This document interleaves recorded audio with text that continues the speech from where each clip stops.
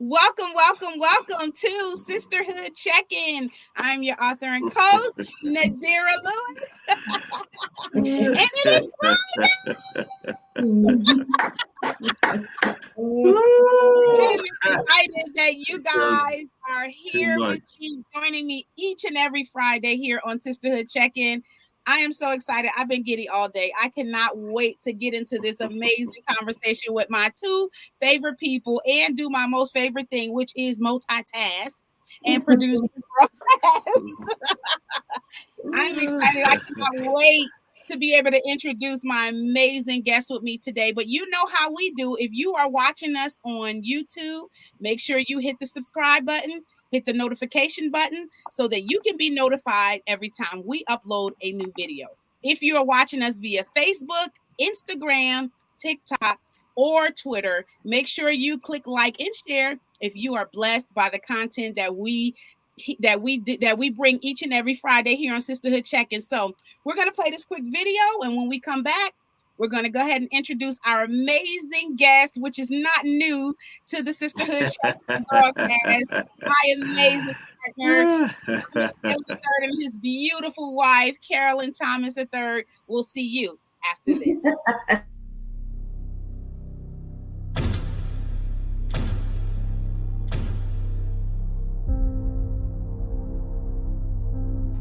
Sometimes it's not enough to be reminded that Jesus hasn't left you or forgotten you. We need to declare it over ourselves, over others. No matter the season you may find yourself in, no matter the depths of darkness you're wading through, you can join him in declaring the truth. That God is light upon your feet, whether or not you can see the next step. That God is your strength, even though the weight of life seems to be crushing you down. And that when your job, your marriage, your relationship, your health feels like it's coming to a dead end, there is only one God that can make dead things live again. These are his promises, and they're the only thing you need to declare over your life. So as you step into this next season or this next moment, you can declare that God's not done with you. He's just getting started. You can declare that the good work that he has started in you, he will surely complete it. You can declare that the same God that parted the seas goes before you, goes behind you. You can declare these promises over your life, over your family's life, over the people passing on the street. You can declare these truths over every circumstance, over every season of your life. You can declare that every day belongs to him and every new breath belongs to him. Because we have the power of a living God living inside of us. And this is our declaration.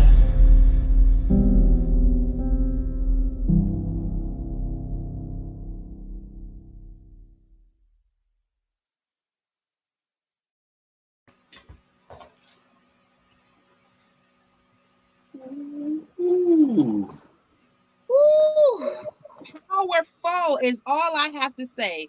That was extremely powerful. We have the testimony of a living God living on the inside of us. What an awesome way to start this actual podcast. So without further ado, ladies and gentlemen, please welcome to Sisterhood Check-In, Coach Thomas Taylor III and Carolyn. Welcome. Check-In. Good evening. Hope everybody's doing well out there. Hello. How are you guys? Wonderful. Great. Hey, Just busy nonstop. I wouldn't expect anything less. You guys are just like I brag about you guys like so much. Like I'm like y'all, like for real big sister, like y'all little sister. Like I'm like with a big pom pom on the side every time. I'll be like, oh, okay. You guys are such a like what I would consider hashtag goals. And the reason why I say hashtag goals is because you guys have been married for 29 years. Yes. 29 years. You have 2 amazing children. Yes. You are still happy and still in love. And I told Thomas, I don't know if he told you this, but I told Thomas this earlier today. I said, I can tell the kind of man you are outside of what I see by looking at your wife and your kids. When I see Carolyn like just sitting her feminine and she's like, and I promise you they talk about her in just that manner.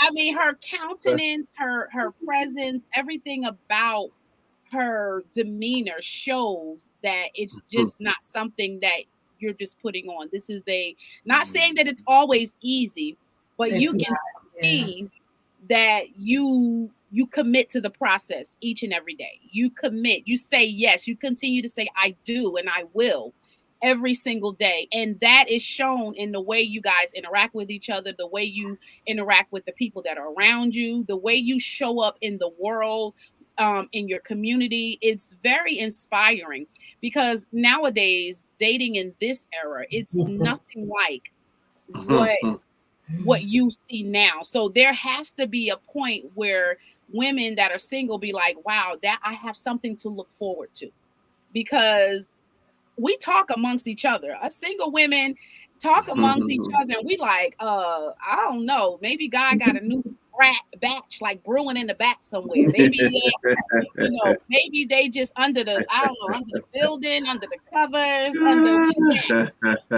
but you give us hope because you guys you've been married to the same woman for 29 years. You don't have multiple baby mamas. You don't have multiple baby dramas. You guys, it's like you enjoy it. You make it look, even though we know it's not easy, you make it look committing to the process easy. Like make you want to be like, you know what, I want to join. It's like almost like Lecrae said, pick your heart. I want that hard. I want that hard, because we're going to go through things whether we're single or whether we're married. But I believe, and I could be wrong, and you guys correct me if I'm wrong, I believe that part of the reason why you guys are collectively happy is because you have an individual walk with God. That walk with God, when you guys come together collectively, you're on one accord, and you become a threefold cord that's not easily broken. You can't become threefold if you're not both connected to the one cord that's going to hold you together. And I think that's the missing part. We have one person that's connected and the other person is not. So talk to us about what the journey has been like for you in your marriage. Ladies first. the journey, and it is a journey. It has been a journey, but like you said, we are committed to the journey, which is why we have made it 29 years. And it's not an easy journey. No relationship is easy, but every day that I wake up, I have committed to saying, what can I do today to work on this marriage to make sure that it is successful, that it does work, and that we can continue to move forward the way that God has intended for us to move forward to.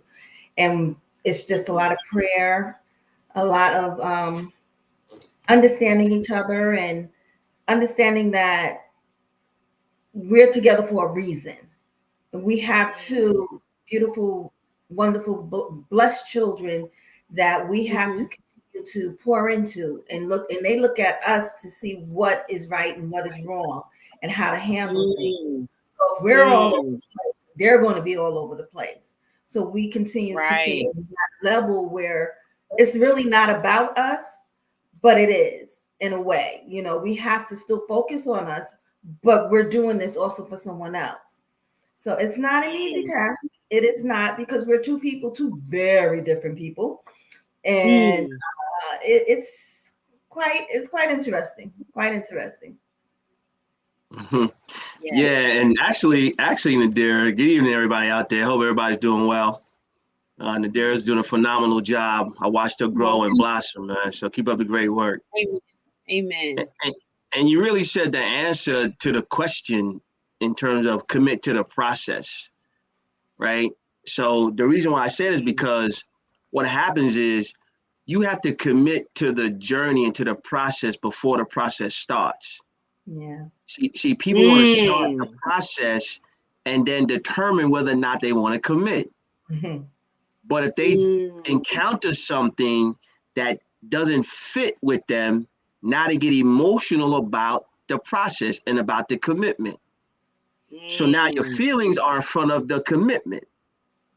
But in a relationship, to be honest with you, you really have to put your partner's feelings before yours.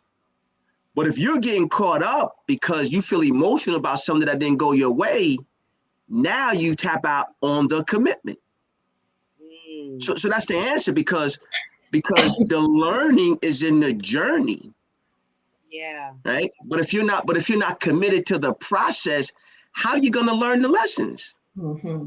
Yeah. Yeah. Because it's easy for you to tap out. Right.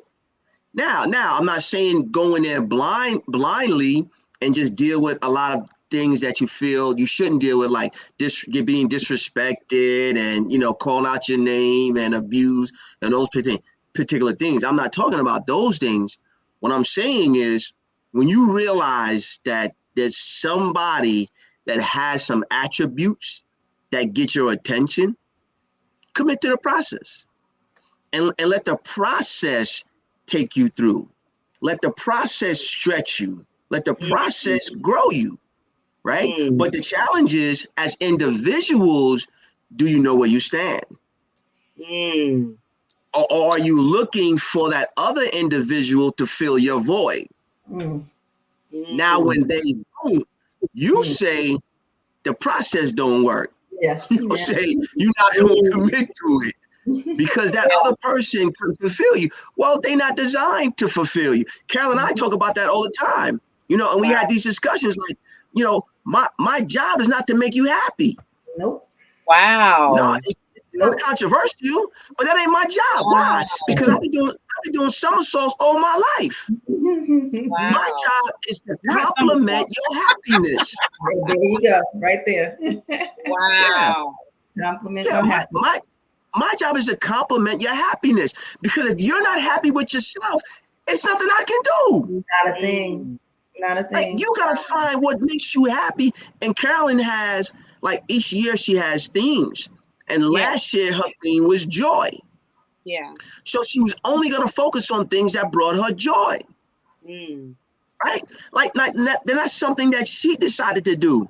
Right? So I can't be the one trying to bring her joy. No, she got to find joy within herself. I can add to her joy. Yes. I can add to her happiness. But if I go in there thinking that it's my job to make her happy, I already lost. Because you know why? Because today I made her happy, Nadira, because she like green. Well, tomorrow comes and she don't like green no more. Now I'm mad. Now I'm mad because, well, Thomas, I don't like green. Well, hold on. You like green yesterday. Yeah, but that was yesterday. But I don't like the way it feels. I don't like the way it smelled. I don't like the texture. So I don't like it no more. So you get lost in trying to fulfill what you think somebody else needs. Wow. If they find it, when they find it, guess what? It makes it easier for us to move in that direction, because I'm not pulling you. You're not pulling me. I'm not dragging you. We allow each other to be who we are. Wow. At what point in that, because you made a really powerful statement and you said that you made a decision like before you actually got the feeling.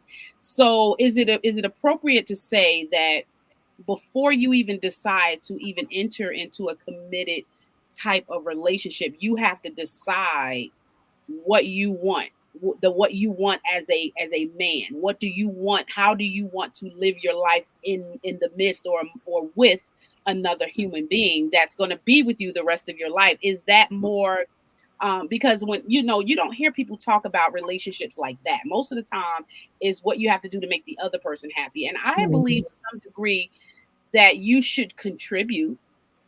You should contribute to that person, or you can contribute to that person's happiness, or by just doing and just adding and pouring into them. So is that the same as not, because you mentioned you can't make her happy? She has to, you can't, are you meaning, are you talking about like not necessarily just like the example that you gave her something green and she might not like green tomorrow? How is that different for you in reality when it comes to contributing to her happiness? Because we're emotional. So women are emotional. Oh, yes, we are, Jesus. And it gets more emotional. Yeah, like that may be from a man's perspective, but Carolyn, I want to hear from you. You know, because we are created to be emotional. We're very emotional beings. Yes, so we how are. do you respond to hearing your husband say that he doesn't necessarily have to, and I'm sure he doesn't mean it the way I may be saying it, but how do you respond to hearing him say what he said in regards to what he just said? What is your response to that? It's not up to him to make me happy. We have to be happy within ourselves. Yes. And that's where we as women, we have to know who we are. We have to truly know what we want, what we need, and how we're going to go about getting it. But if you don't know who you are, you're not going to know what you want. You're not going to know what you need. How are you going to know that? Because every day as a woman is different than the next. So if you're not totally, I'm sorry, I got to plug in. Sorry. Yes, okay. If you're not totally aware of what you are and who you are, how you going to expect this man to know who you are and what you are? They're not going to read your mind. Right. He's not going to know what I want from day to day, and that's okay. But he has an idea of who I am and what I do desire. And because of that, he's able to move when he know he needs to move, in what direction he needs to move in. And we're able to pour into each other one day. One day he may want to be bothered. One day he may not. Me as a woman, I should be able to understand that and say, okay, well, today he can't be bothered. That doesn't mean that he's going to go out there and talk to another woman because he don't want to be bothered with me, or he having a bad day. That doesn't mean that. But we, excuse me, but we tend to think that because he's not making me happy, he's not doing this and he's not doing that, now I got to go do something else, or I've got to go find something else, to get into, because this relationship ain't working no more. Right. What are you doing for yourself that's making you happy? Right. Why are you depending on him to totally make you happy? Yes, being in a relationship, you do depend on each other sometimes to be happy, because when you're down, if you're in a relationship with this person, when you're down, they know what to do to help you get back lifted up. He's not saying that he just leaves me alone and let me go figure out how to bring my joy and how to be happy or how to get over certain things. He knows exactly what to do to make me feel better in that situation. But you have to get to that point. Yes. And you can't depend on him totally to do that for you. You have to take care of yourself and know what you need inside of you. It's your confidence level also.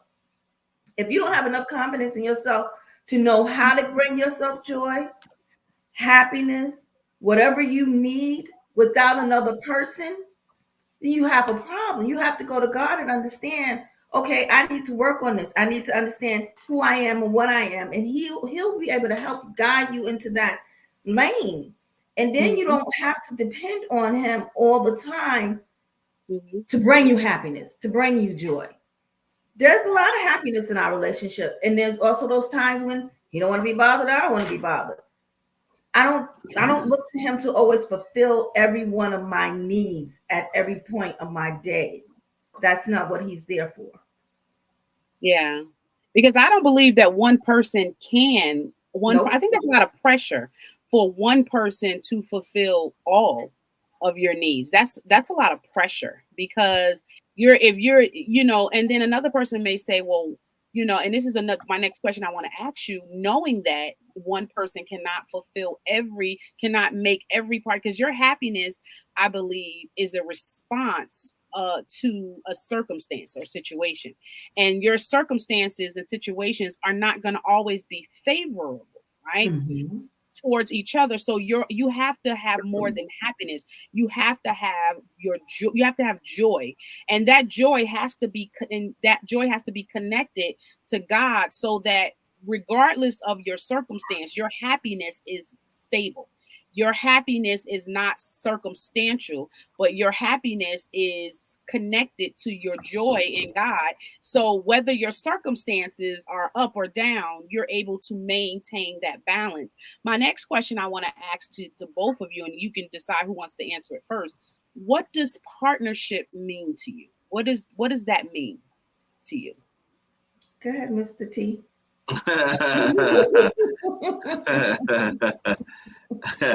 Well, it's a lifetime commitment, right? So back when we was in New York, I remember having conversations with some female friends of mine, and we just talk about relationships. And they knew Carol and I was dating for about 7-8 years at that time, before we actually got married. And I said to them, it's like, well, I wouldn't wait that long for a man. And I said, okay, well, here's your two choices. What would you choose if you knew that, okay, you would be with this man and not date him for 6 or 7 years, maybe date him for 3 years and get married and then ultimately get divorced, or date this man for 8-9 years and then you be with them forever? I said, what would you choose? And they said, well, of course I would choose, to be with them, forever. I said, yeah. I said, so that's the part that you miss. And what I mean by that is, when I make that decision, it's forever, and forever is a long time. So do you want shorter fulfillment, or are you playing the long game? For me, I'm playing the long game. So when you play the long game, you have to understand who you are dealing with in terms of each other, and understand the partnership that you have, that it takes to play the long game. So inside of that partnership, you have positions, right? So I know in our household, my position, and I talk to this, same scenario to a lot of different men. My position in a household is to set the sail. Why? Because my wife wants to know where we're going, how we getting there, what time we leaving, and what does it look like, right? If she don't get those things, she not moving. She needs to understand those things. So me as a man, I have to set the sail. Okay, babe, this is where we going. This is the time we're leaving. This is how we getting there, and this is when we coming back. Okay, cool. I'm good. I'm on board. Right? So that's the partnership, right? I don't look for her to set the sail. She looked for me to set the sail. Now once I set the sail, she like, okay, cool, I got it, right? I'm gonna take all the disinfecting, cleaning stuff. So when we get there, I'm gonna clean the room. I'm gonna clean everything. I'm gonna get all the groceries, right? Because she understands her position, right? So that's the partnership. Like, we're not fighting to be in a particular position where we feel that the other one may not be competent. So move out the way. I'm gonna do that. Nah, we exercise patience. So for instance, like we was trying to go away for our anniversary. Right. First we started. Look at Carol's face, like, uh-oh. I'm just telling you. You asked the question. Tybee Island. Okay. I had my cousin look for some places that didn't work out. Then we was going to Destin. That didn't work out. Then I said, hey, Carolyn, try to find us a place in Destin. She searched all day. Right. It was Saturday, and I was busy all day Saturday. She sent me this text. I read this text, Nadira, and it was kind of harsh and kind of negative. But I said, Thomas, do not respond the way you want to respond. I looked at the text and there, I said, okay, no problem. Because she was frustrated, right? She was frustrated. She just all day couldn't find nothing. I said, okay, no problem. That's all I said to her, because I knew if I said what I wanted to say, And that thing would have went in a whole different direction. So I come home Saturday night, I change courses, boom, boom, boom, boom. I find something in Jacksonville. I show up, balcony on the beach. This what you want? Oh yeah, okay, boom, booked it. All right, we cool. We leaving in the morning. And that was it. You know what I mean? Just kind of understanding each other, right? She's frustrated. Okay, that's enough. Let it go. Let it go. Okay, I got it. I'll take care of it. Don't worry about it. And we get it done. So that's how we understand each other in terms of roles, positions, and partnerships. I know that was a long answer, but I just want to share that with your listeners because that was real life, boy. Yeah, it was. I love your patience. I love the fact that how you respond. I not only listen to what you say, but I listen to how you respond to your wife. And I mean, the average man that doesn't have a relationship with God, and even some that do have a relationship with God, it takes a level of patience to be like, like, okay, I'm not going to respond. Because some men would, what? Didn't I just, and then that would have set the tone. And then it would have been like, then would have been the neck twisting, the popping, the fingers. Yeah. Yeah, he does have a lot of patience when it comes to me because I'm a very difficult person. I'm not going to lie. I like things a certain way, and he's aware of that. So the partnership that we have is we do have certain roles. He is the head of the household. I have no problem saying that. He is totally the head of the household, and I'm happy with that because there are things I cannot be bothered with, and I don't want to be bothered with. Does he know that I can be bothered with it? Yes. Does he know I can take care of whatever needs to be taken care of? Yes, he does. He understands that, and he respects that. And I respect where he is. I let him be the man of the household because that's going to help us function much more easier. Because there are going to be things that we as women are always going to have to do, regardless what it is through life. Yeah. It's just going to be part of our journey. It's going to be part of the things we have to do. Why do I want to take on the things that I can give to him that he can do? Why? Because most people won't do it is because society says, don't let that man tell you what to do. Don't let that man lead you. Oh, you're a strong woman. You don't need that man for that. You can do that yourself. Yeah, we can. But if you have the right partner, he's aware that you can do that for yourself and still respects you and still do it. And that brings a lot of peace into that relationship. Yeah. So now I just want to drill down on a point that she just said. I want to drill down one. And that becomes a challenge. If you play back what she said let about 4 or 5 times. See, when she says, I let him be the man, that's a trigger word for some men. Yes. When you say let, it sounds like she's giving me permission. Right. And it starts a whole nother back and forth because who are you? What do you mean you let me be a man? Like, what are you talking about? I was born a man. I'm always a man. I mean, you let me be a man. Right. So listen to the words. And then you flip it. And then she said, well, society says, don't let no man take advantage of you. Don't let no man. Same word, let. So what happens is based upon our past, we allow certain words to trigger us because society, unfortunately, they do a very good job of trying to take away a man's masculinity. Right. That's just the reality of it. And so then if it creeps into your relationship, it becomes an immediate trigger.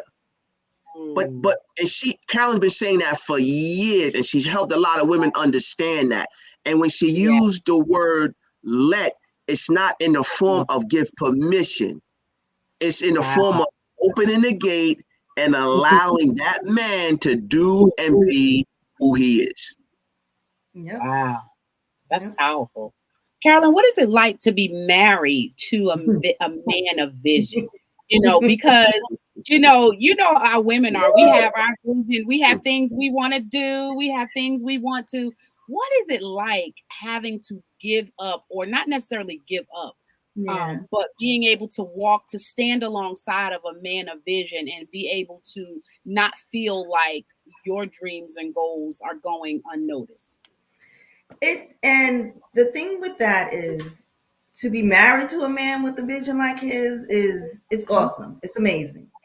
It's such a blessing. It's truly a blessing because I see him and I watch him involved into this person, and I'm like, okay, I can see where he's going, because God has also given me the vision to see where he's going, that which allows me to sit back and allow him to do what he has to do. And I don't mean allow, you know, in the sense of the word allow, but to, you know, not be complaining about, well, you're never home, well, you're not doing this and you don't do that.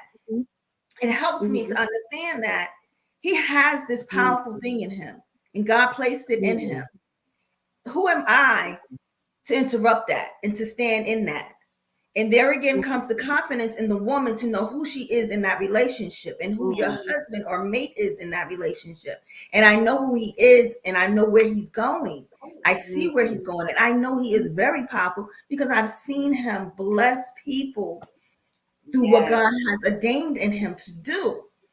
And I cannot and I will not, you know, interrupt that, because that, I think, will destroy the relationship then.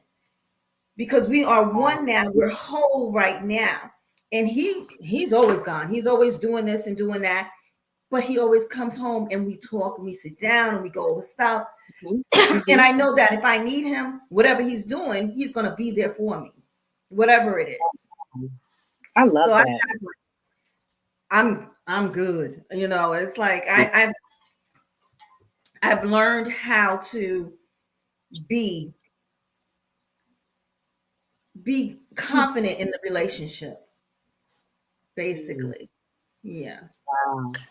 Yeah, and that's a huge point, Nadira, because in terms of my gift and my vision, and that's one thing, you know, for the listeners, women look for, and they don't really talk about it, but women will sit back and watch you, and they look for consistency, right? As soon as you're not consistent, it throws up a red flag for them, right? Yeah. And I told you the story before, but I tell you, listeners, when Carol and I met in 1986, I was at her house. I was outside, and my mother and my sister was coming up the block because they were looking at a house on the block.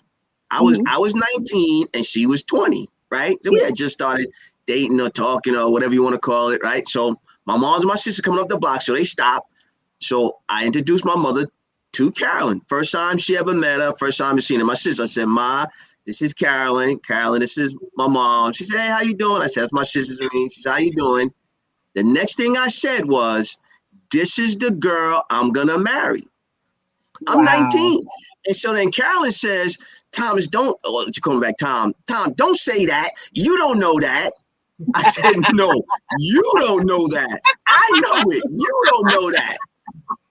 Because she's like, yeah, I done heard that so many times. Don't say that. I was like, no, you don't know that. I know. I was 19 years old. She was 20 years old. First time I introduced her to my mom. I said, this is the girl I'm going to marry. He did. Wow. He did. I give him that. He did. Wow. He knew. He knew. And it took me a while to be like, okay, maybe, you know. It was just me being stubborn and you know, me like, nah, I don't know him. He don't know me. That's not happening. But it did. 29 she done years heard it so later. many times. She done heard it so many times, man. But I knew. I said, this is the girl I'm gonna marry. He knew. She said, don't say that. You don't know that. I said, no, you don't know that. I know it. Wow.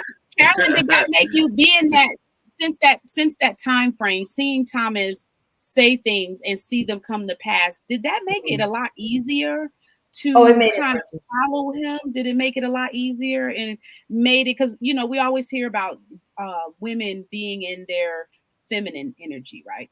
But I think a good part of women being able to rest in their feminine energy when they're around men is being able to feel confident that the person that you are yielding, you know, to is not only capable, but is generous, is considerate. There's like some core things that you look at to see, does this person, can I trust this person to not only lead me in a way that is right, but also look at me as a person that they're leading and not just a position to be leading from. Yeah, and let me share a story with you too from the beginning. when we did decide that we were going to date and we came to that conclusion, I said to him, if we're going to do this, you need to understand and know that when we do have children, I am staying home with my children. I'm not going back to work until they're, old enough. And he said, okay, then let's figure out how we're going to make this work. If that's what your desire is, that's what we're going to do. And he held on to his word. A month before we had our first child, I quit my job and we did what we had to do. And from that, in 14 years, I stayed home to take care of them. Yeah, almost 15 years. Not once. Yeah, I was stay-at-home mom. That was hard. And not once. And he was so good with that. Not once did he make me feel like I wasn't doing enough or like I was less than. Not once. And that's when I understood, okay, he's a good one. We're good. We are good. And it just built from that point on. He just kept showing me, who he was, what he was. And when he would speak things, I would see them come to pass. Because when we moved here from New York, he was like, okay, we're going to get a house. I want a cul-de-sac. And I'm looking at him like, a cul-de-sac? What's a cul-de-sac? A girl from the Bronx. Coming from New York. A girl from the Bronx. I'm the Bronx. I'm like, what's a cul-de-sac? We lived on the street on Long Island. I don't know what no cul-de-sac is. And he had this vision, and I was like, okay, whatever. Wow. And it came to pass. We ended up living on a cul-de-sac, and he was like, this is what I dreamt, and this is what I want my family to have. And he had, stated to me what he see for the family, what he wants, and we would, come together, critique things, and it would come to pass. And I believe that's because we are on one accord. We're not pulling. We're not pulling, and we don't. And because we've never allowed a third party in our relationship, meaning it's only God, him, me. It's like no one can come in between it and say, to break it up. It's just nothing that has been done because we are strong on that. Do not allow third party into your relationship. Mother, father, sister, brother, whomever. And they, excuse me, I'm sorry. I got cough and I'm trying to get rid of it. And if, of course, we're going to have those moments where where you need to go to somebody to express your frustration or whatever, because you can't come to each other. But whomever that person is, you have to trust that person understands that they cannot disrespect your husband or your wife, regardless what you're saying to them. If you don't have that person, you need to shut up and don't say nothing to anybody and just talk to God. Yeah. Because once you do that, and that person that is not that person for you to vent to or whatever, you've opened up a whole nother can into your relationship that should not even have been there to begin with. So you have to be careful who you pour into also. Yeah, I believe strong couples are built in the private. And that's what, when you're strong and you're building that connection, you're building that foundation in private, then publicly what people see is what you operate behind closed doors. I have a friend, my best friend, her and her husband. The one thing I've always to this day admired about them is the connection that they have behind closed doors. I've known them since I was 16, before they got married, right? And I love the way they've built their relationship to where when they are connecting with each other, whether in conversation or whether it's like everybody else outside the world is outside. They don't see anybody else when the other person is talking. I've always admired that about them, because when you build that type of relationship behind closed doors, how can somebody get in? Right? Because you built that private connection, that bond behind closed doors. And when people see you publicly, there's no way to get in, right? Because that threefold cord, you got that cord. There's an understanding that when my wife is speaking, she has my undivided attention. When my husband is speaking, he has my undivided attention. And I think when we start operating at a level, and that's what happened with me before my husband passed away, I literally did not have that type of relationship before, but I was undivided. I had his undivided attention when talking to him, and I love that.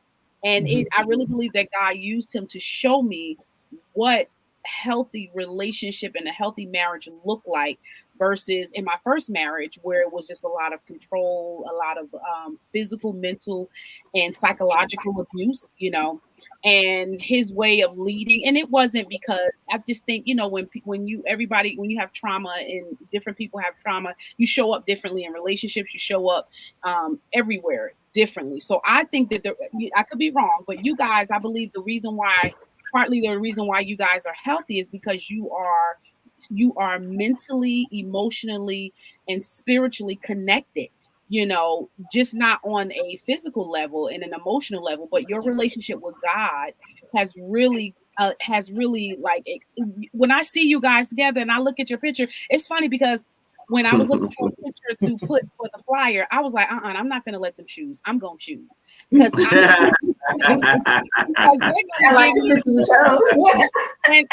When I went through both of your profiles and I saw the picture, I said this because when other people can look at your marriage and say, I can see that there's a genuine connection, a genuine love for each other. And I saw that in the picture that I selected.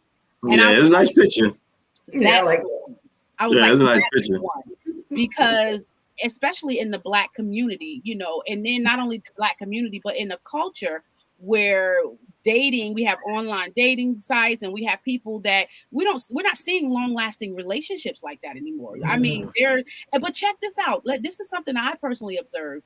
The marriages that are lasting, like you guys, 29, 30, and 40 and 50 years, there's no magical secret. Like the only thing is deciding every day. I hear everybody say the same thing. I make a decision. I do when I started, and I continue to choose every day. They never say, oh, because she did this, happy wife, happy life. You might have a few people say that, but they all say the same thing. We pick and choose our battles. We always remember why we got married. It's like it's not, and I'm like, I'm around here trying to find this big old huge secret.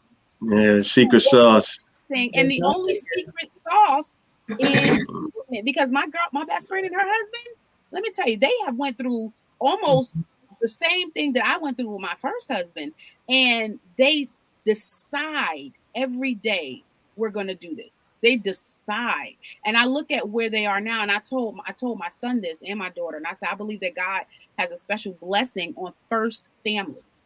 The first, when you are with your original family, I believe God, there's a special, I've seen it with my own eyes. Nobody had to tell it to me. I watched families that are with their original families. I can see the hand of God there, not because they're perfect or because they do all the right things. It's because I believe because they make a decision every day that it's not, even though it's not easy, we're choosing our partner. Would you agree? People have to understand that it's not easy. We're not perfect. We have days where he works my last nerve, and I know I work his last nerve a lot.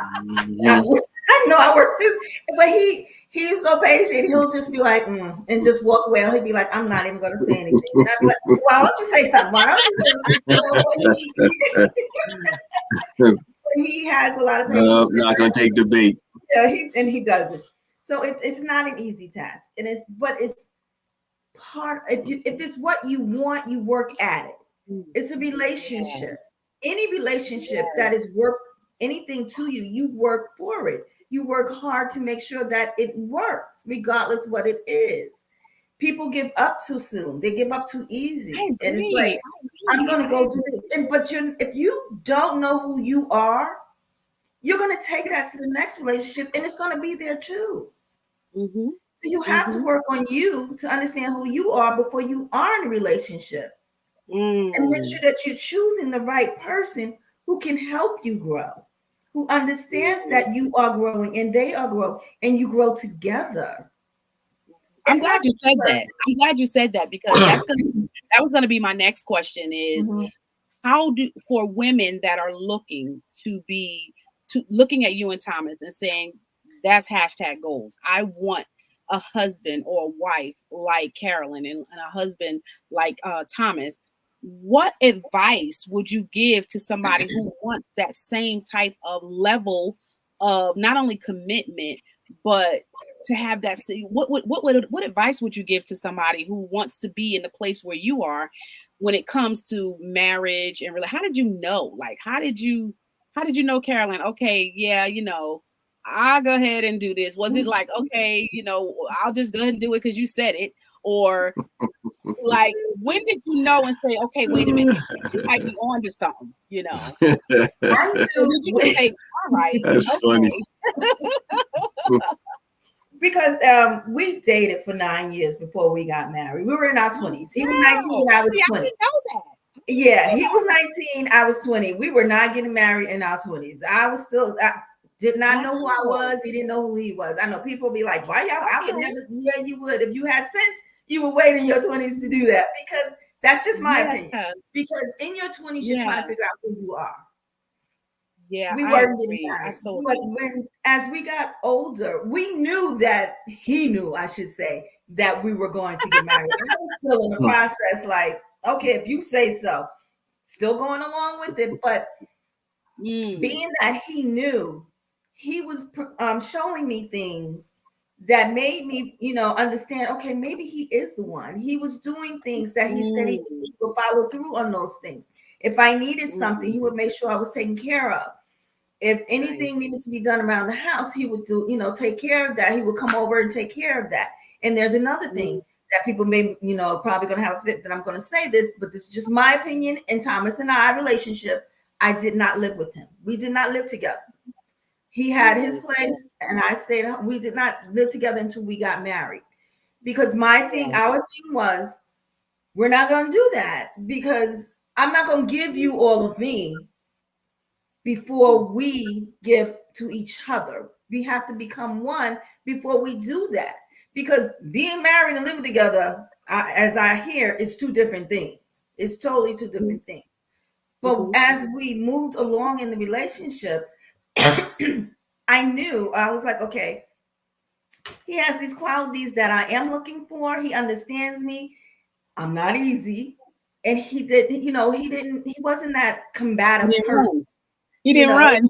That's it right there. He did not run. And even to this day, and sometimes I sit down, I'm like, this man did not run. And I know I'm going to do something. And I know I'd be like, I know I shouldn't have done that. I shouldn't have said that. But he's still calm, cool, and collected. We go about his business. And I was like, there's no one else in this world for me but this man. And I know that. I knew that. So it's like, but you also knew who I was and what I wanted in a man. And he was showing me those qualities without me even telling him what I wanted. Because I believe if you tell him what you want, he gonna do what you want until you don't have to do it. Oh yeah, I saw. I never told him what I needed or what I wanted. He figured all of that out by being with me and watching how I moved, and I watched how he moved. And that's when I was like, okay, this man he's the one. And when I told him I was staying home with the children, he ain't blink, he ain't say nothing. Most men would have been like, oh, no. You're going to have to work. You're going to have to do this. You ain't going to be home. Especially New York men, especially men from New York, especially men from, I'm from New Jersey, and you say that to a northerner, they're like, No, you ain't staying home. No. Yeah. So that was like, when he did not buck on that, I was like, okay, he might be all right. And we just clicked. It just, I don't know. Wow. Yeah, and she said some key things, man. So as a man, like, you always have to count the cost, right? Like, you have to plan, because in the Bible it says only a foolish man don't plan, right? So when Carol and I had that discussion, what happened was, I said, okay. So what happened was, when she was working, right?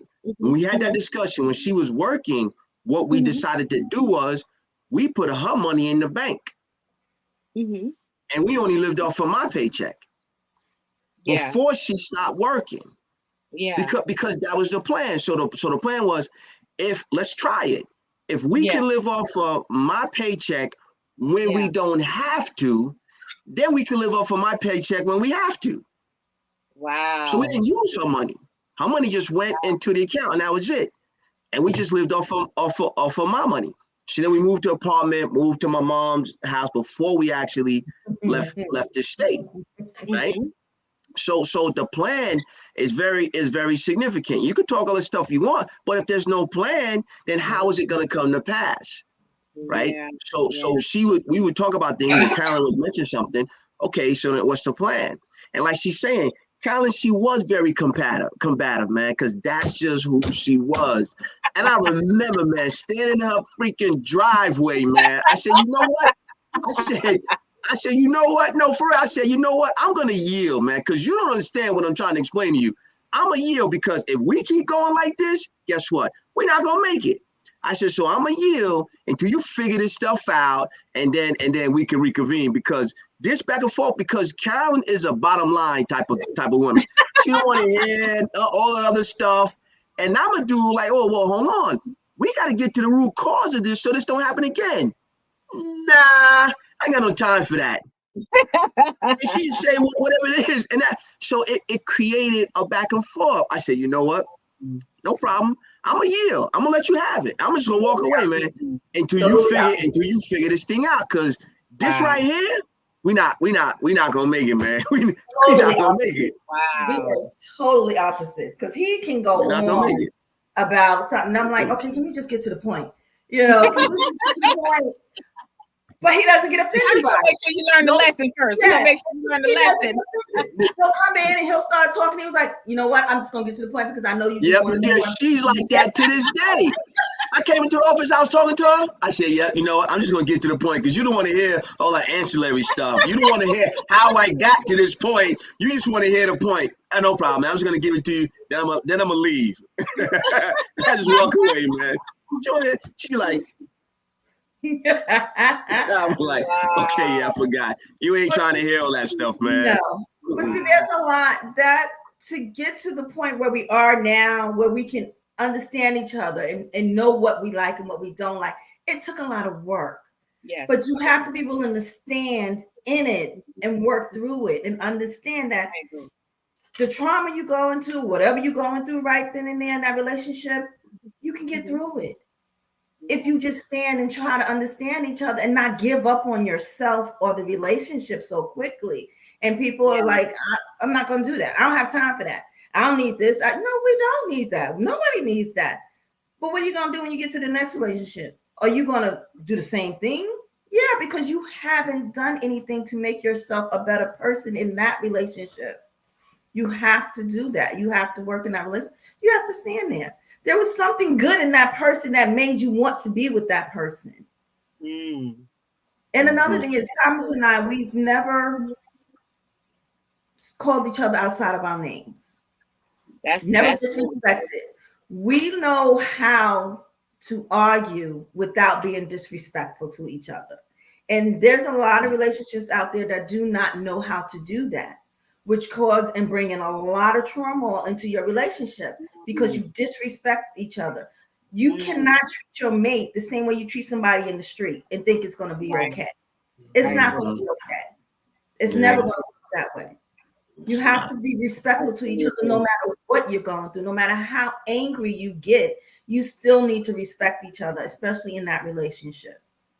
I agree. I think this generation doesn't have stick-to-itiveness. I think stick-to-itiveness is no longer there because we're in a culture where everything is have it your way. You don't have to deal with this because you have a variety of choices that are waiting waiting at your door. So now I believe the swipe left and swipe right culture has created in this have it your way, this fast pace, has created a thing to where now we don't have the endurance to stick things out, and even when they're hard, because now it's like, I'm out. You make me mad, I'm out. I'm gone. Instead of before, you couldn't leave. You had to stay there because you either depended on each other financially, or you had kids, or there was something. I feel like nowadays it's so much easier to just run.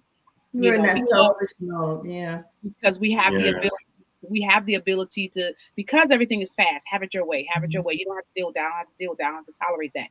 And so now it's like in relationships, what I've seen is people walking away because they don't have the stick-to-itiveness to endure to endure. And I think that's why God said that his relationship with, like when you hear the example all the time of our relationship with your spouse is like your relationship with God, because of the long suffering that you have to endure, because of the forgiveness you're constantly having to forgive. There's something that happens to you while you're working through, or should be happening to you while you're working through marital disagreements. And sometimes I just think society has created a culture of people that we just don't have the patience or the tolerance to go through long suffering.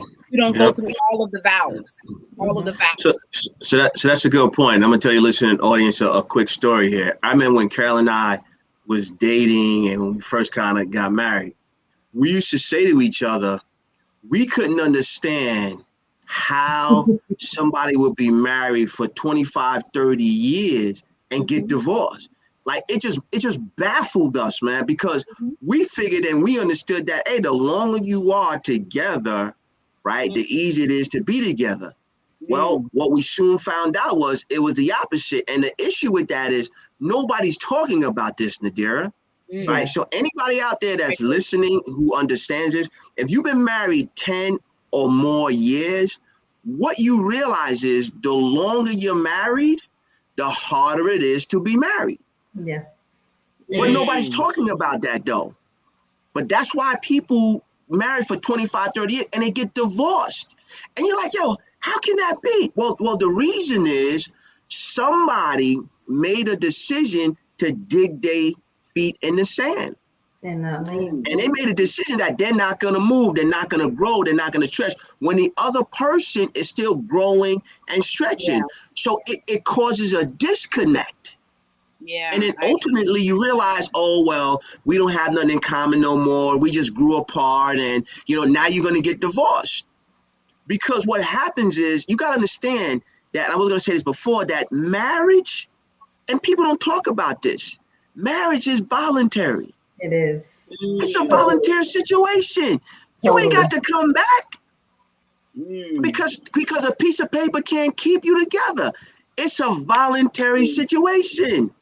It's like going down to the YMCA or Boys and Girls Club and volunteering to feed, the homeless or something. It's volunteer work.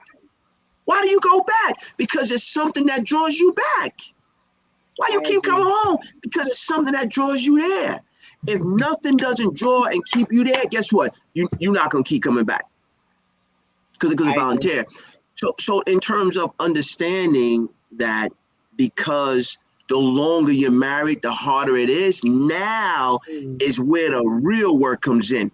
Earlier, guess what? It's not a whole lot of work. It's not because everything is nice, it's cool. You know what I mean? You're having fun. You're going on vacation. You're having all the sex that your heart can desire. Everything is working well. Everything's cool. You're having babies. And then things start to slow down. Yeah, because the babies start to leave. And things start to change. And now you're looking around like, holy crap. Like, what am I going to do now? Now it becomes work to the point whereas now you have to put more in than you possibly can get out. Before you was getting out a whole lot more than you was putting in. And then it slowly turns. And now you got to be up for that challenge. Now you may be a little older. You may be a little slower, right? Things may not function the way they used to. Now it becomes more of a challenge. Now you got to put more thought process into it. And then people just say it's too much. And Carol and I was talking about this the other day. We kind of understand, of certain reasons why, a man will go and get a younger girl. Because he feels that what's going on at the house ain't working for him no more. Because it could be some challenges in the bed. So now instead of staying with that, I just go get me a younger girl. Who I don't have to talk about a whole lot. I just got to make sure she's taken care of. And that's it. Wow. It's real. Like, it's not fake. It's real. That's real. It is. So because of that, you really understand that, right? And again, like Carolyn said, nobody's perfect. Like, we're not talking about perfection, ladies and gentlemen. All we talking about is being able to say, you know what, the decision I'm going to make today, I'm going to work at this one more time. I'm going to work a little harder. Yeah. You know, she may have did things that are not becoming. I may have did things that are not becoming. But we're going to work at this thing one more time, man. Wow. That's amazing. We're going to take a quick break and give Carolyn and Thomas a chance to get them a sip of water. We're going to take a quick commercial break, and we'll be back, and we're going to continue with this. We're going to do come up with our second session, and we're going to talk about them as a family with their children, and we have an amazing surprise for you that have been watching us here for the past couple of years. We got a surprise coming up for you after this.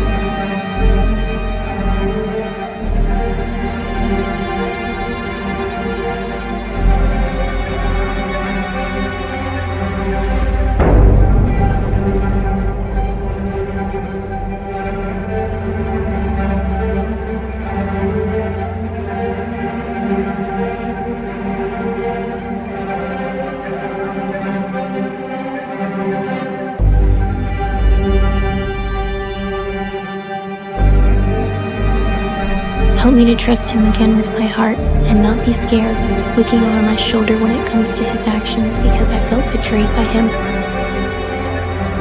Help me to trust his good intentions towards me.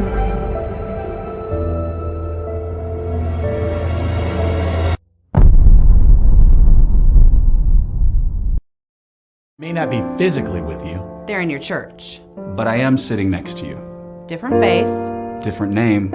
Same story, though, that goes like this.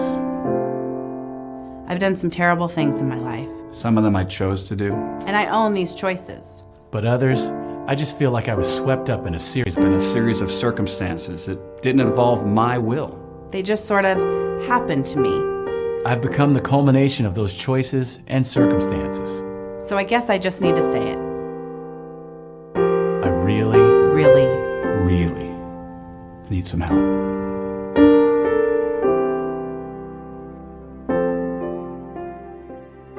Hello, my name is Thomas Taylor III, CEO of TaylorYourDreams.com.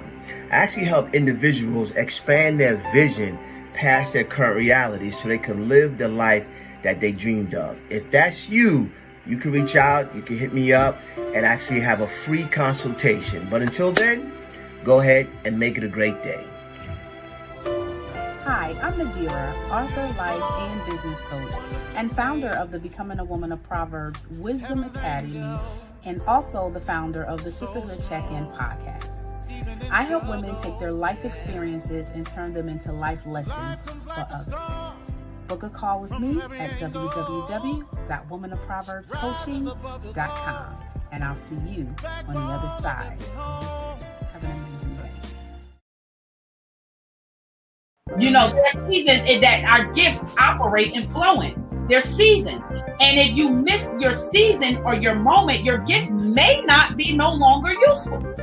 Because if he called a generation to ask a question or to need something in a specific season, and he birthed you for that season, you're useless if you don't operate in your season.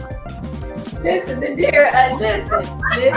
You're doing it again. You're doing it again. That's what you doing.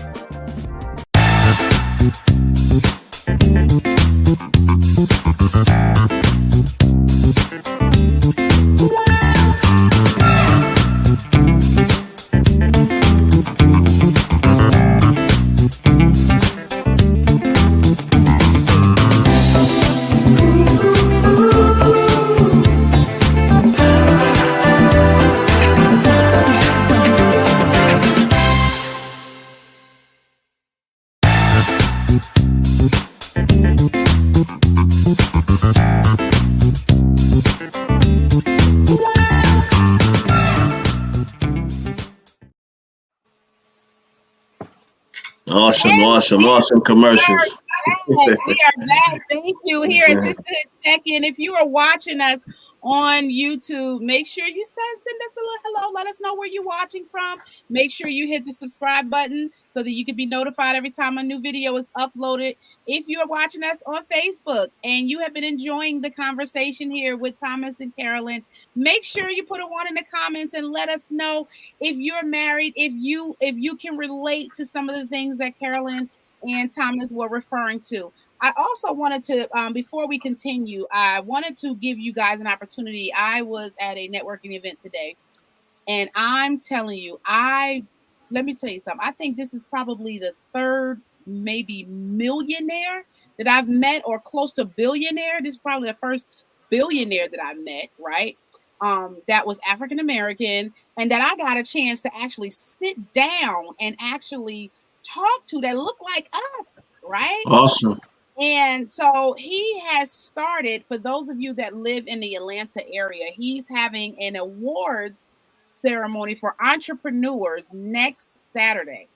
And when I tell you that this guy, looks can be deceiving, when you meet people, we tend to kind of put people in the box.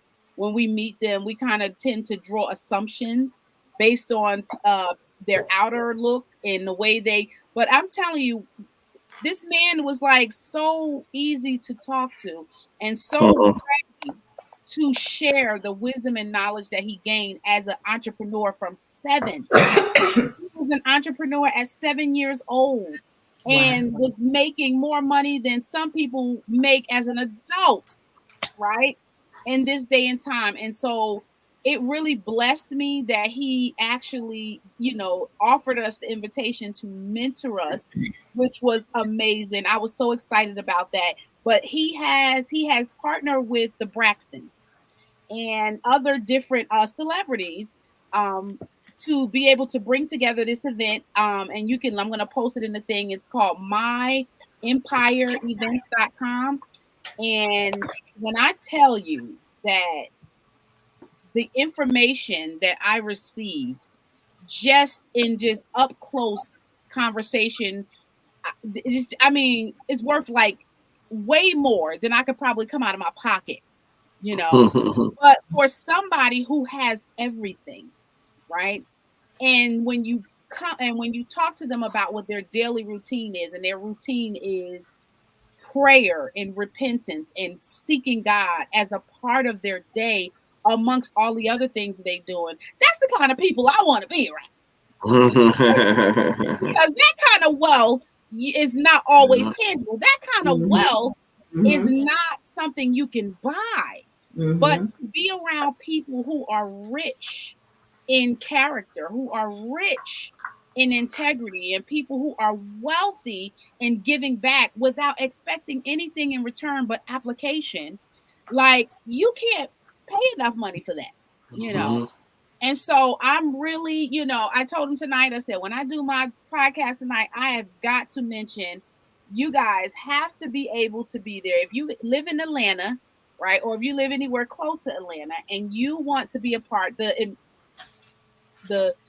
general admission, I think, is $25, and they award entrepreneurs for their successes and what they've done, and they're starting as far as authors all the way up to catering. There's so many different entrepreneurs that they give awards to for their work and their dedication to the community. So if you live in Atlanta, make sure you go to myempireevents.com. And I'm going to actually put it on the screen as we continue to talk.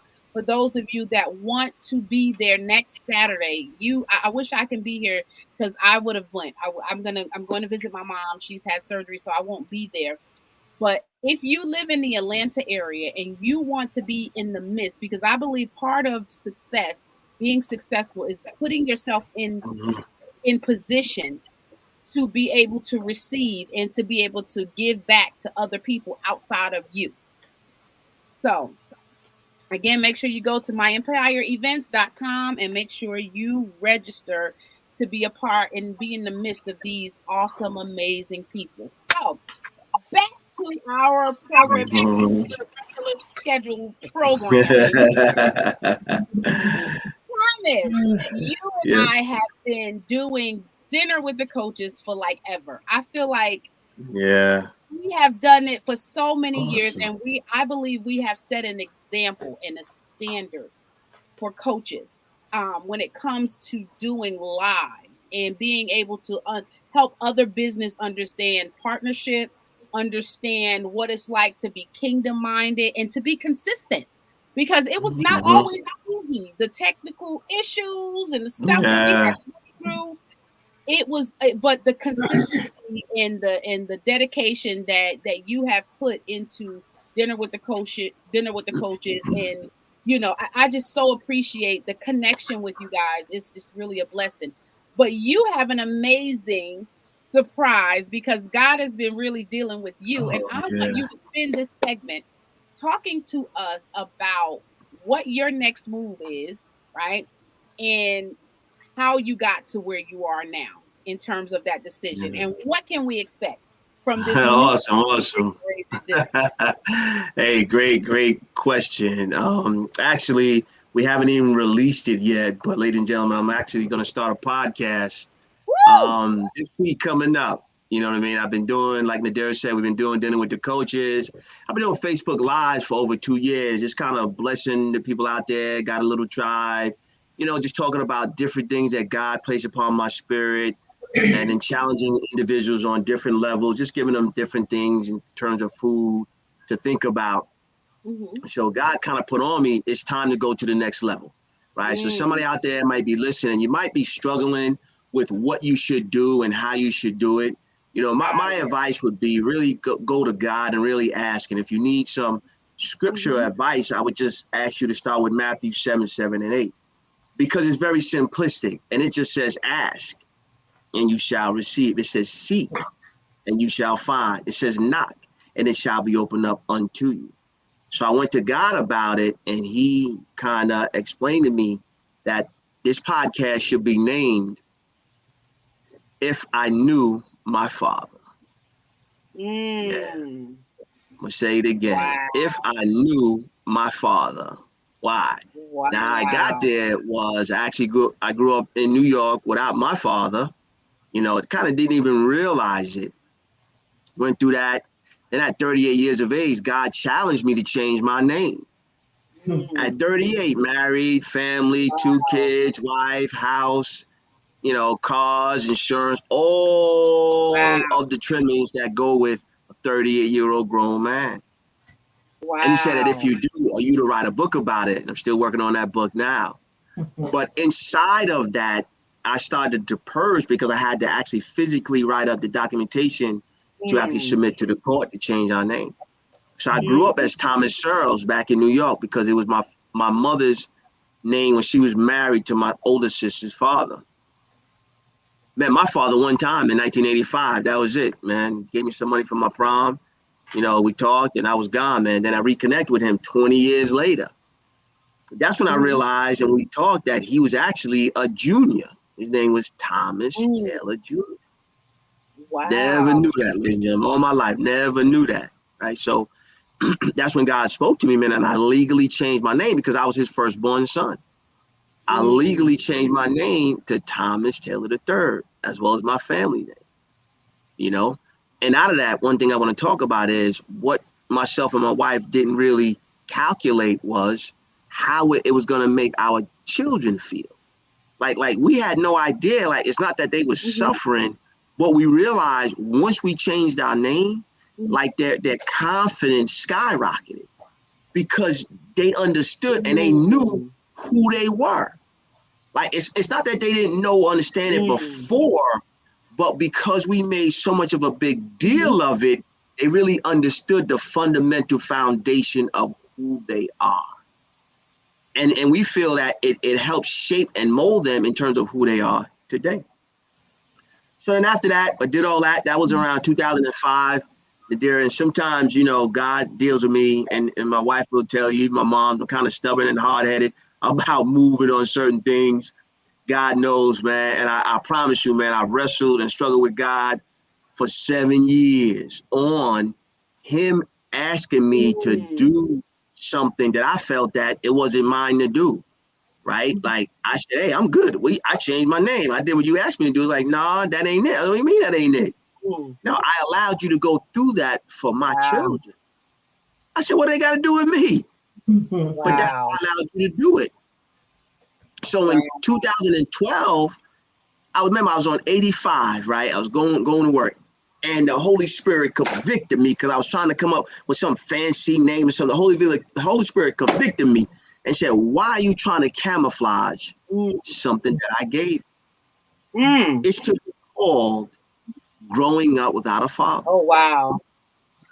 To deal with two types of people: those who grew up without a father and can understand, and those who know somebody who grew up without a father. So I started a nonprofit in 2012, 7 years after changing our name. Because again, like I go through this thing where I know what I'm supposed to do, but I don't line up. But as soon as I line up, Nadira, I'm gone.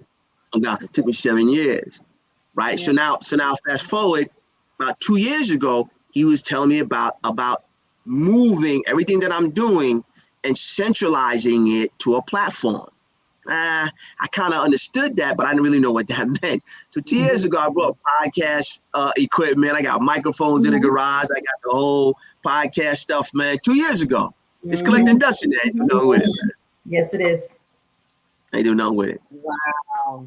I was online surfing something, man, and David Sands came through, right? And I've been seeing it kind of background noise.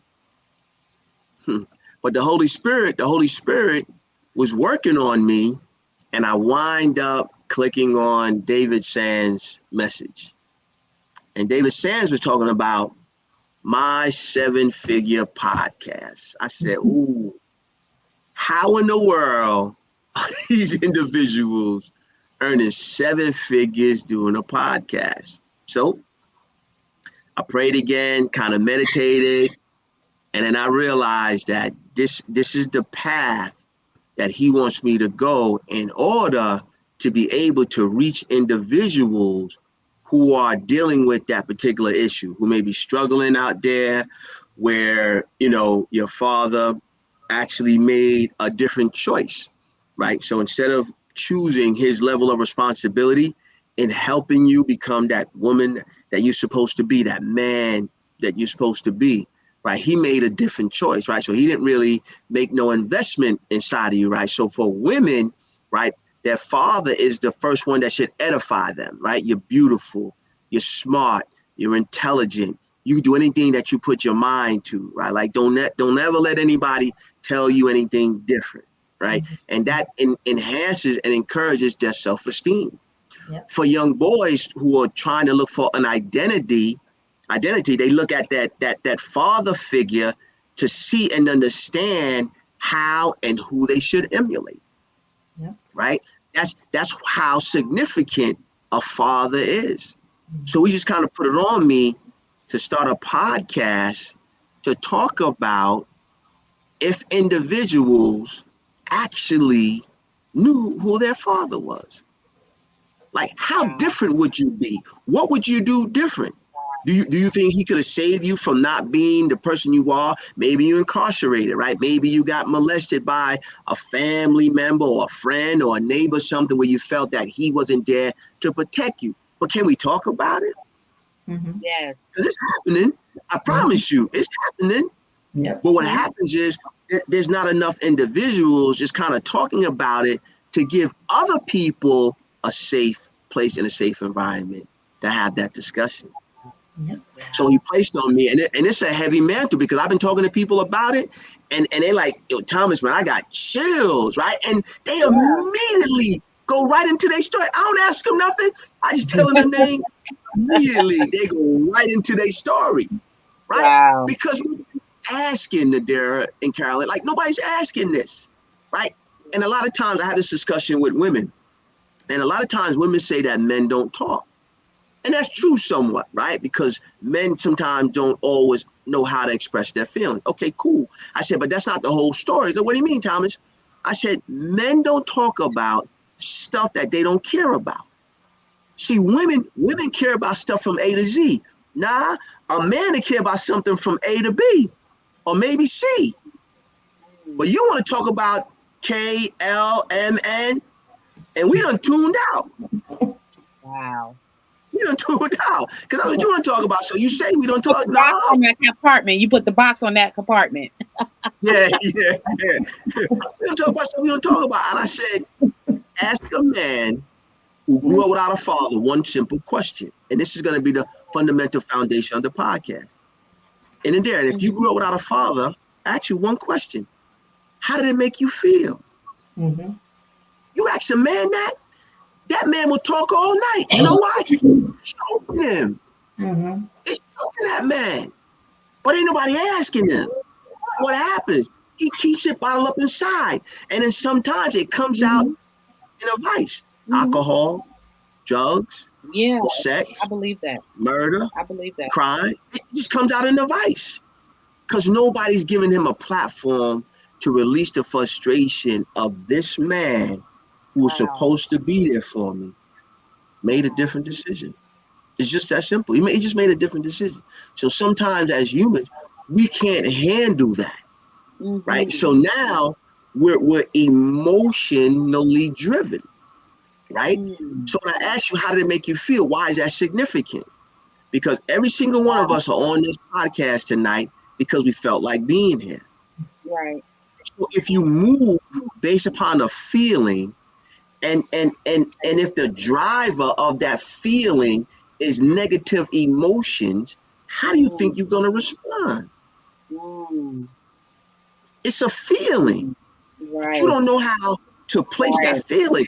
Just like Carol and I was talking about, when we see younger kids on the news doing something that's going to negatively impact their life for the rest of their life, the first thing that we say is that child never learned how to deal with, number one, his emotions, right? And he doesn't have no problem resolution skills. What's the problem resolution?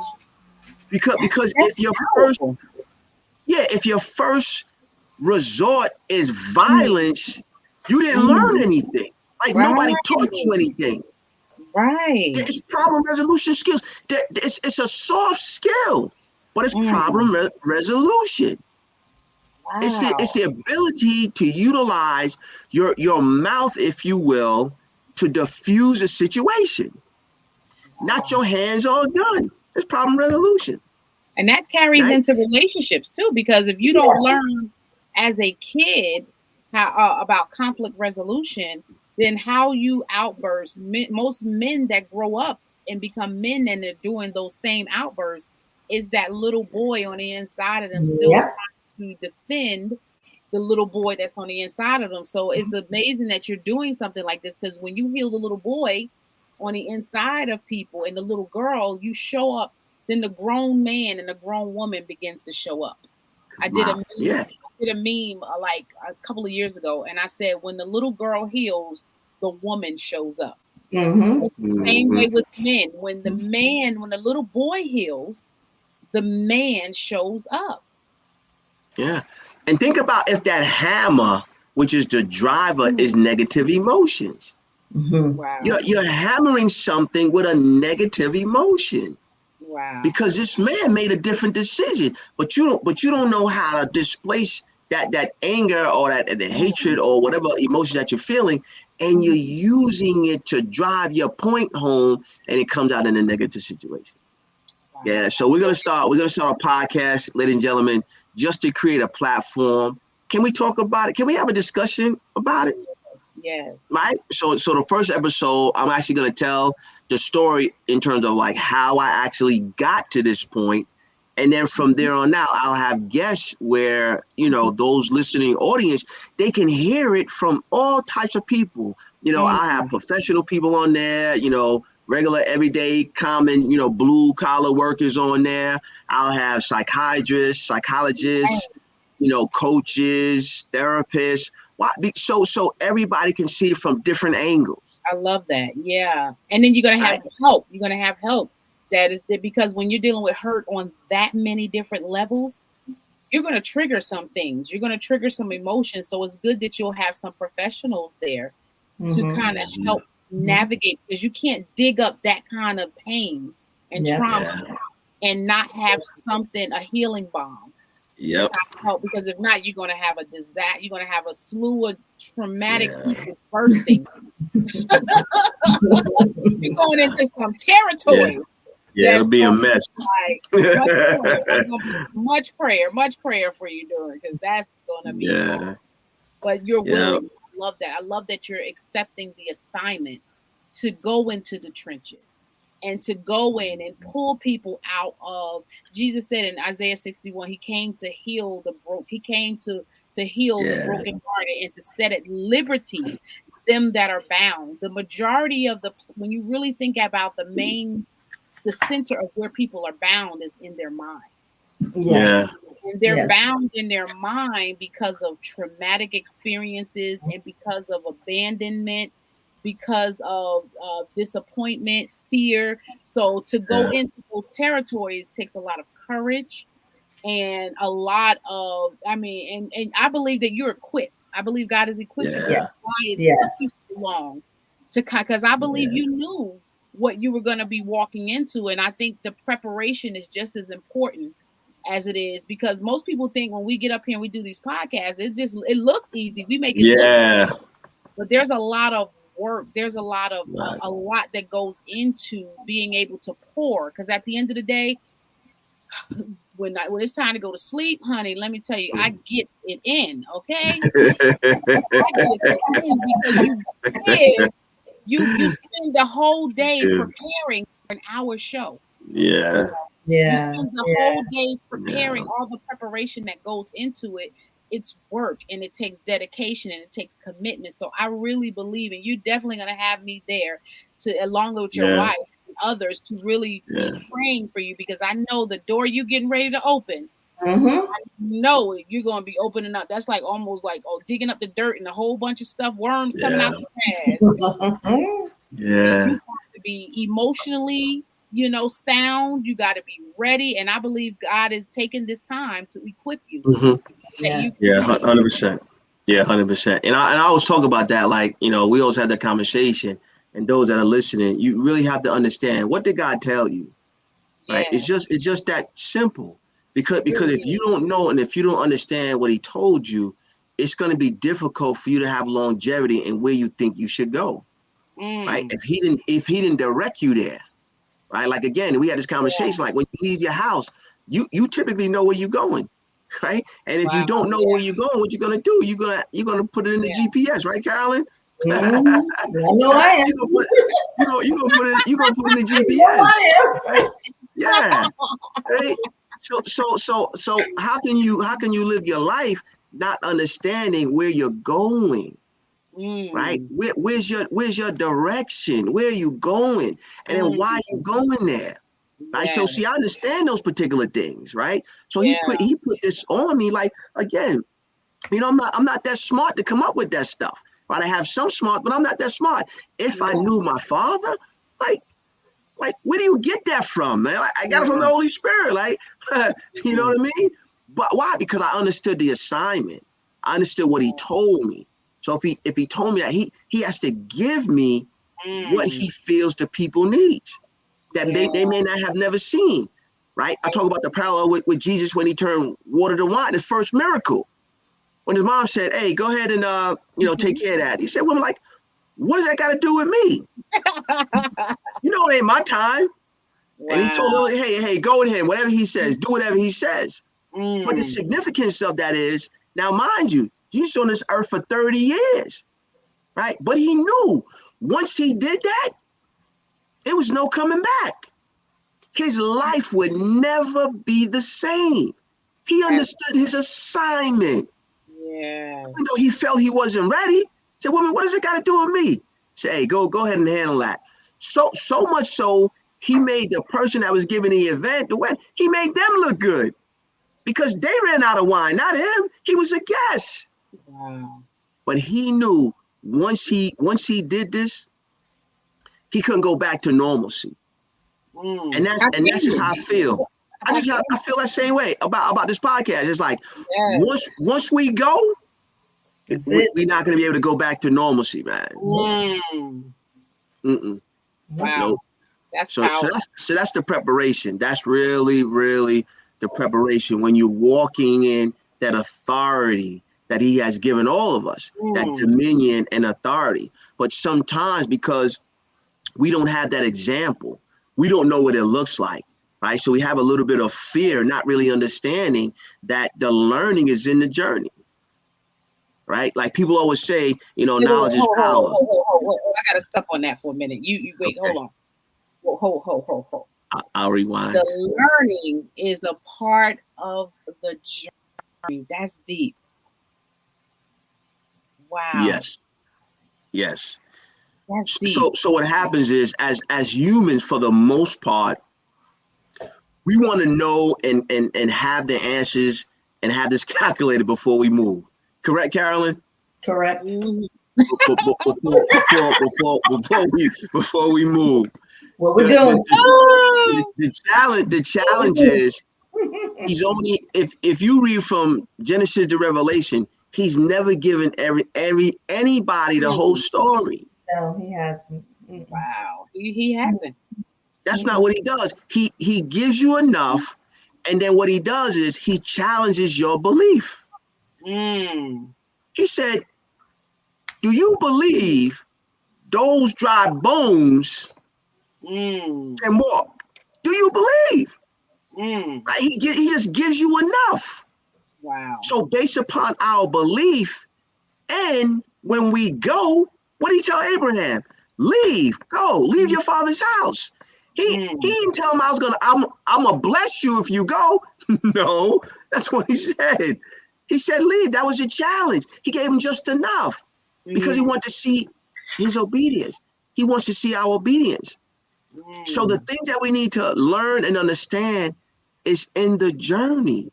But sometimes, ladies and gentlemen, we don't want to take the journey because we don't know how it's going to end up. Right. We want all the answers. Which is why relationships fail. Yep. Yeah. Take that journey. Yeah. It's safer to just stay on this base. Remember when we was growing up, we used to play hide and go seek? Yeah. Where was a safe place? Hiding. No, where was a safe place? When you touch what? At the base. When you touch the base. Yeah, it was typically the steps somewhere. It was a base. It was safe. We want to stay on base. Nah, hide and go seek. You had to go run around in the yard or on the street. Carolyn grew up in the Bronx, in the courtyard. You had to go run around. Wow. But the safe place was the base. We just want to stay on base. Wow. But I challenge those that are listening, right? God placed something inside of each and every one of us. We have gifts and we have talents. Inside those gifts, we have to understand what those gifts are. And I often talk about this, right? We lean more heavily towards our skills. Why?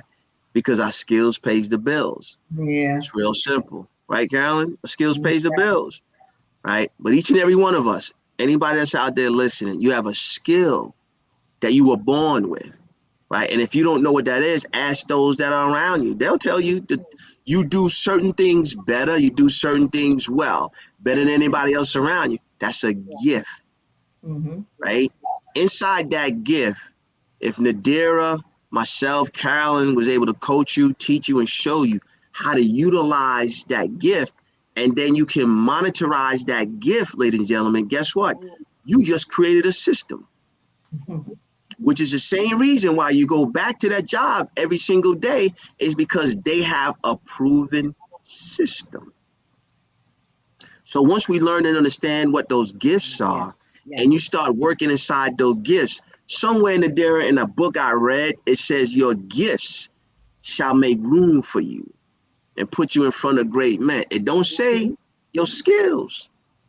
It say your gifts. So what is that? For me and those that know me, I have a gift to inspire people. I have the gift of vision to inspire people, to help people move from where they are to where God has them to be. That's another place. And sometimes we can't see that. I just have that gift to inspire people. to see, to look past their reality. Really it's a gift. I don't take no credit for it, but I understand it. Now, it took me a whole lot of years to understand it because I didn't know it. Even when I said that to Carolyn at 19 years of age, I didn't realize I had the gift of prophecy. I didn't realize it.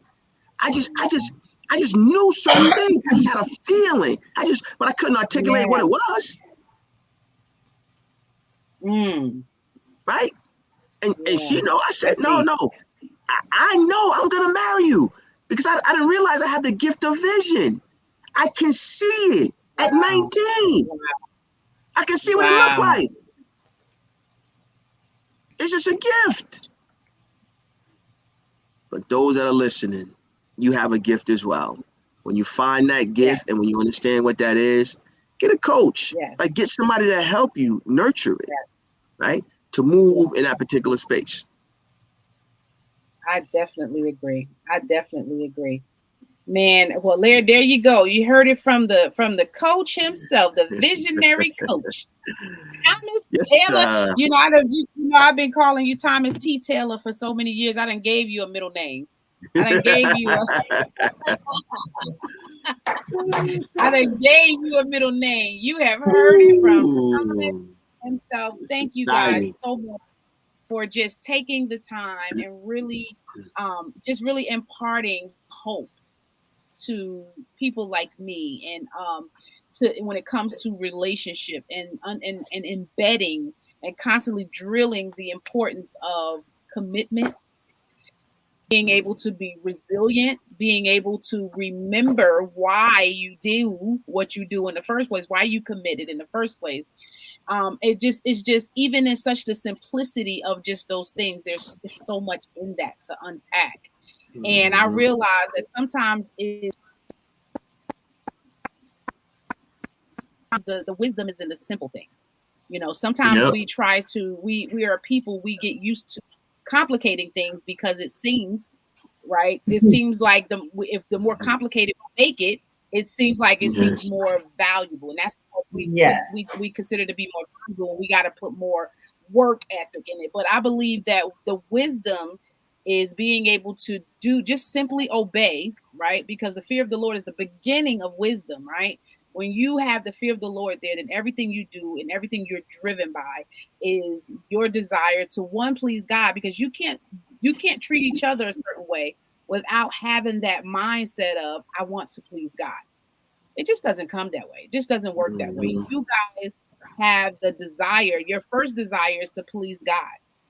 And because that is your first desire, it makes serving Carolyn and serving Thomas easy because you serve him first. And knowing that he's going to be the one that's going to hold you accountable, it makes a difference. We can see it, that it really isn't that complicated. The only thing that's complicated is giving up your will, submitting to the process. That's the difficult part, submitting to the process. So I am so grateful that you guys are here. I cannot wait to be a part and to continue to be a part. I believe that people are in our life for a reason, season, or a lifetime. Amen. That knowing that difference will, knowing who God put in your life for a season and knowing who God put in your life for a reason. And when you know that, it makes doing and being obedient to God a lot easier. So I'm grateful that you guys are in my life for a lifetime. Yeah, amen. I'm gonna be coming behind y'all coattail, I'll be like, Carolyn, I can't find Thomas. I can't find William. You've been such a big brother to me. I'm so grateful to God for the Mordecai in my life and stepping in. And even though I did not have my father, you stepping up and really just willing to pour into me and allowing the Spirit of God to use you to fill up some of those places that I didn't even know I was leaking. And it's really added some substance to who I am, to my character. And I'm really grateful to God. I always thank God for you and your wife. You guys are amazing. Thank you so much for joining us. If you guys want to connect with Thomas, his Facebook page is down below. Facebook.com/T Taylor III. is his Facebook page. Make sure you guys go and support him with his podcast. And as we get closer to the launching day, we are going to be right here supporting him and his journey with If I Knew My Father. Thank you guys so much for watching. It's been a pleasure, and I hope to see you in the next broadcast. Thank you so much, Carolyn and Thomas, for joining me on Sisterhood. Appreciate it. Thank you for having us. Thank you for having us. Thank you. I pray that God will continue to bless your marriage and that you will continue to be an example to the single women and men and the generation that's below, that's under you, coming up, because we need people like you guys to hold up the torch and the standard of what relationship, a godly kingdom relationship looks like. And we thank God for you. So we will see you guys next time. Thanks again, guys. Have an amazing evening.